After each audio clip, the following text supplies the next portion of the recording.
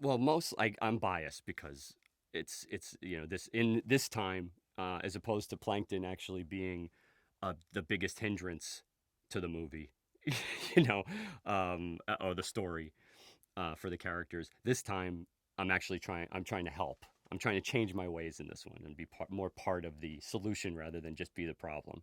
So that's unusual. That's actually, we don't get to do that with Plankton too often. So that's actually kind of cool. Usually, Plankton steals the Krabby Patty secret formula, or is trying to get his hands on at least a patty so that he can analyze it, back at the Chum Bucket. But in this one, somebody else steals the Krabby Patty, or steals the secret formula, I should say. And so, who better to help them retrieve it than the guy who's been trying to get it for all these years? So they basically, SpongeBob goes off to try to get it back because it's destroying, the fabric of Bikini Bottom, and he takes Plankton with him because who would know better how to approach stealing it than Plankton? So it's a new kind of a pair up for Plankton and SpongeBob. Well, it's like being more. It's more like a ride. This is more like a. You watch the episodes and they're very funny. It's a comedy show, of course, and this is a comedy movie. But this is also got more like, like you're at an amusement park and you're getting to go through all these different worlds within the place. I think it's a little more cinematic, and it brings you in as a movie experience, which is a little more, you know, uh, is going to challenge you in a different way than the TV show does.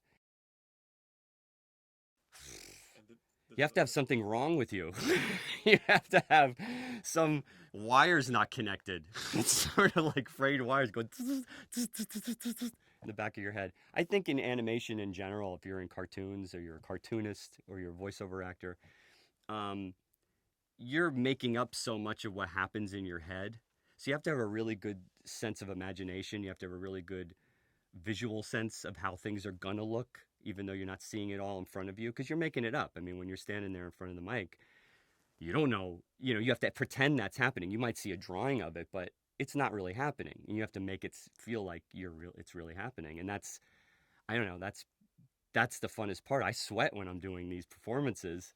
And you think, well, why is he sweating? Why is it such a big deal? And it's because I'm actually putting myself in that peril. I'm actually trying to believe that I'm going to get hurt any second now, or that I'm very sad, or that I'm extremely happy when I'm just me. It's great. It's great. Well, you think you see drawings of it, and it's funny, and you go, oh, that'll be funny.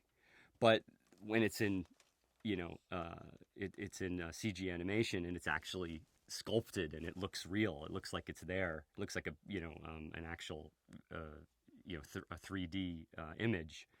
It's very funny right away. Like you don't. I mean, you just laugh out loud just seeing that, because I mean he's so tiny and it's so perfect. For him to finally. I mean, it's really great because he really doesn't ever get a chance to.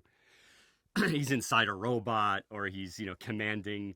Um, a death ship or whatever he's doing in the show, but he actually is that. So it's great. It's like a dream come true for him in this, which is it's really, I like I said, I think you'll be I was giggling through the whole time seeing him like that through that whole scene.